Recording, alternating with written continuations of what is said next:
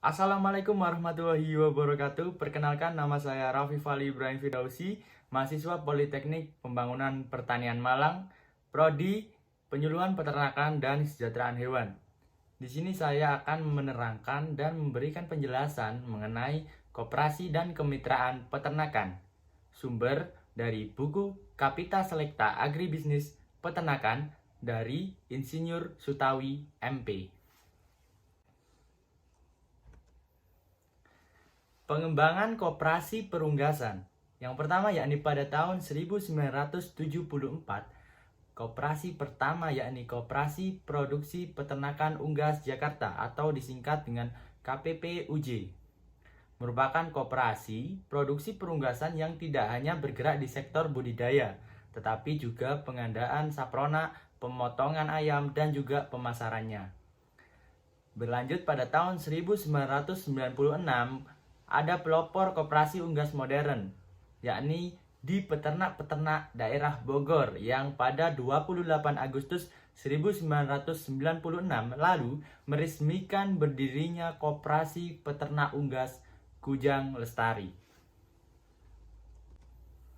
Nah, untuk faktor strategis keberhasilan suatu organisasi ekonomi, terutama koperasi, yakni yang pertama adalah SDM yang berkualitas. Terus yang kedua adalah manajemen profesional, dan yang ketiga ketersediaan dana yang cukup, yang keempat jaringan yang luas, dan yang kelima dukungan pemerintah yang kuat. Lima-limanya ini saling keterkaitan, di mana ketika lima faktor ini berhasil, maka organisasi tersebut juga akan berhasil, terutama di SDM. SDM harus lebih bagus.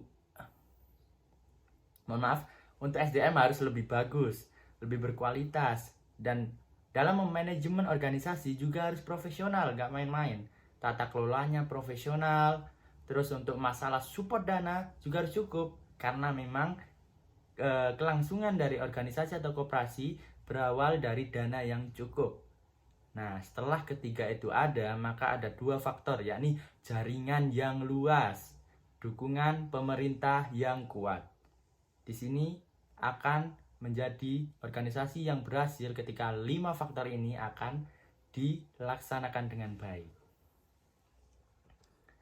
Terus apa sih perbedaan koperasi tradisional dan koperasi generasi baru? Nah, ini tertera di tabel ini. Yang pertama mengenai transaksi pemasaran pelanggan. Untuk koperasi tradisional, hak pengiriman adalah tidak terbatas. Terus untuk koperasi generasi baru, pembeliannya terbatas. Begitupun seterusnya. Bisa di-pause dan bisa dibaca oleh rekan-rekan. Nah, setelah nanti kita paham mengenai perbedaan koperasi tradisional dan koperasi generasi baru, nah, tergantung daripada kita sekalian nih mau ambil metode atau koperasi yang seperti apa. Seperti itu. Lanjut ke slide berikutnya, yakni agribisnis peternakan dengan pola kemitraan. Nah, di sini untuk agribisnis peternakan dengan pola kemitraan itu pastinya ada yang namanya persaingan global. Apa sih persaingan global itu? Ya persaingan yang istilahnya itu meluas atau mendunia juga, seperti itu. Terus dari faktor ini, persaingan global ini, itu terdapat banyak produsen dan konsumen karena luasnya jaringan. Otomatis produsen dan konsumennya juga semakin banyak nih. Terus untuk yang kedua ini sumber daya dengan mudah beralih pada usaha yang lebih menguntungkan. Misal pegawai, sekarang udah sangat jarang ditemukan pegawai yang loyal, tapi pegawai yang mencari keuntungan lebih, seperti itu. Dimana sumber daya atau pegawai itu ketika melihat ada tawaran dari perusahaan yang lebih menguntungkan atau usaha yang lebih menguntungkan, otomatis akan berpindah dengan mudah, seperti itu. Untuk yang ketiga yakni komoditas pertanian, memiliki kesamaan bentuk dan kualitas. Nah, ini semakin modern juga, maka kualitas dan kesamaan dari komoditi itu makin merata seperti itu, makin merata. Maka dari itu kita harus muncul dengan kualitas dan produk kalau bisa yang jarang tapi juga memiliki daya beli dan keuntungan yang maksimal seperti itu. Terus yang keempat, produsen memiliki akses yang sama terhadap teknologi. Terutama sekarang zamannya marketplace atau jual beli online. Otomatis akses setiap produsen itu sama. Jadi bersaing secara sehat agar kita dapat untuk melewati persaingan-persaingan seperti ini gitu. Terus untuk yang terakhir ya, ini produsen mudah keluar masuk dalam industri. Baik, slide berikutnya, mari. Untuk yang berikutnya ya, ini kemitraan usaha pertanian. Apa sih kemitraan usaha pertanian itu? Apa sih kemitraan itu? Nah, pengertiannya itu dijelaskan pada PP nomor 44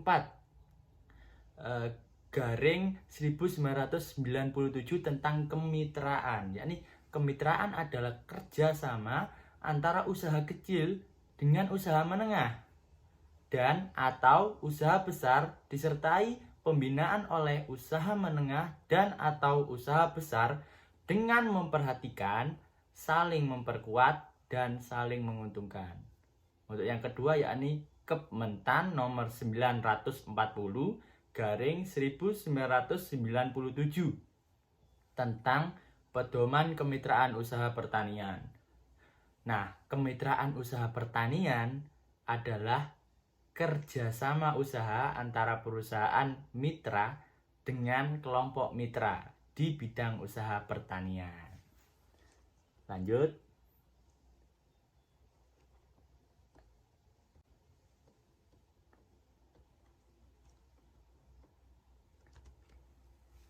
Kemitraan usaha pertanian dengan pola kemitraannya itu apa aja sih? Nah, untuk polanya itu ada 5, yakni pola inti plasma, pola subkontrak, pola dagang umum, pola keagenan, dan pola KOA. Pola inti plasma merupakan hubungan kemitraan yang di dalamnya perusahaan mitra bertindak sebagai inti dan kelompok mitra sebagai plasma. Terus untuk pola subkontrak yakni kelompok mitra memproduksi komponen yang diperlukan perusahaan mitra sebagai bagian dari produksinya. Terus untuk pola dagang umum itu seperti apa? Pola dagang umum ini yakni perusahaan mitra memasarkan hasil produksi kelompok mitra atau kelompok mitra memasok kebutuhan yang diperlukan perusahaan mitra.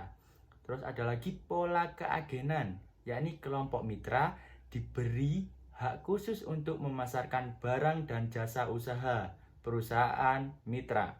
Dan yang terakhir yakni pola KOA. Kelompok mitra menyediakan lahan, sarana, dan tenaga, sedangkan perusahaan mitra menyediakan modal, sarana untuk membudidayakan komoditas pertanian.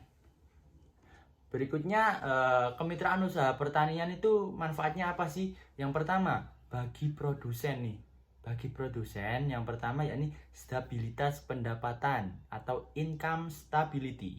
Terus yang kedua, peningkatan efisiensi, improve efisiensi. Terus untuk yang ketiga, keamanan pasar, market security, dan juga akses terhadap kapital. Untuk yang terakhir, yakni access to capital, lebih mudah seperti itu. Dan untuk perusahaan, manfaatnya itu yakni terjadinya stabilitas produksi yang menjamin kontinuitas supply, controlling input supply. Di sini untuk yang kedua yakni meningkatkan efisiensi dan kinerja perusahaan. Yang ketiga, menciptakan perluasan pasar dan memperkuat posisi persaingan pasar. Yang keempat, memperluas kesempatan melakukan ekspansi dan diversifikasi operasi perusahaan. Di sini saya akan menerangkan dan menjelaskan kemitraan agribisnis ayam pedaging di Amerika Serikat. Nah, untuk perkembangan sistem kontraknya, yakni pada tahun 1930, hubungan antar lini vertikal pada industri ayam pedaging menjadi semakin dekat. Pada tahun 1933, kontrak produksi ayam pedaging pertama ditangani. Dan pada tahun 1950, 95% peternak ayam pedaging masih beternak secara mandiri. Pada tahun 50-an itu peternak 95% itu masih beternak secara mandiri. Belum ada yang namanya sistem kontrak atau mitra. Nah, pada tahun 1955, peternak mandiri menguasai 10% dari total produksi ayam pedaging, sedangkan 88% diproduksi dengan sistem kontrak dan 2% diproduksi oleh perusahaan terintegrasi. Dan zaman sekarang 90% usaha ayam pedaging dijalankan dengan sistem kontrak dan produksi atau kemitraan, seperti itu. Terus macam-macam kontrak itu ada 6, yakni open account, guaranteed price, flat fee, share contract, feed conversion, combination. Nah, di 66 itu ada keuntungan dan kelebihannya masing-masing. Bisa dibaca di slide ini. Nah, buat teman-teman nanti bila pada penjelasan saya kurang paham, bisa bertanya di kolom komentar atau di kontak person. Seperti itu. Terus untuk yang terakhir yakni serba-serbi kemitraan usaha ayam ras. Nah, di sini saya menjelaskan dulu filosofi kemitraannya. Nah, di sini untuk filosofi kemitraan itu gimana? Etika. Etika itu sikap dan niat baik dari kedua belah pihak. Nah, dimulai dari etika dulu.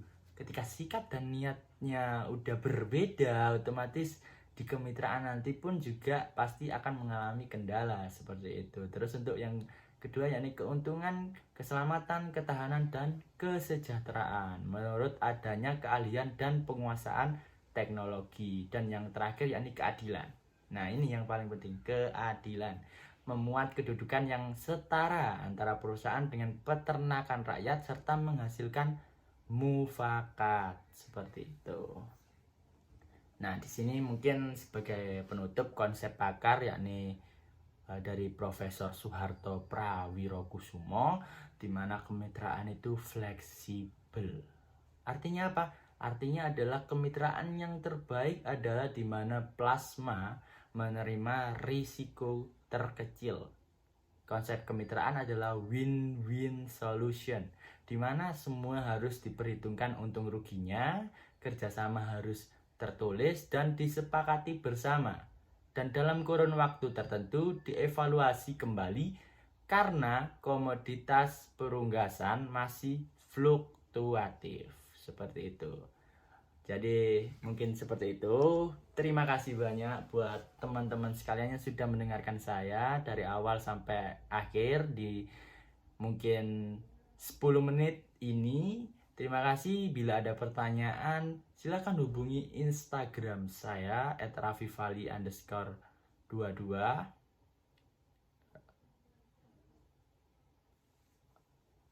Terima kasih buat rekan-rekan sekalian. Semoga bermanfaat. Wassalamualaikum warahmatullahi wabarakatuh.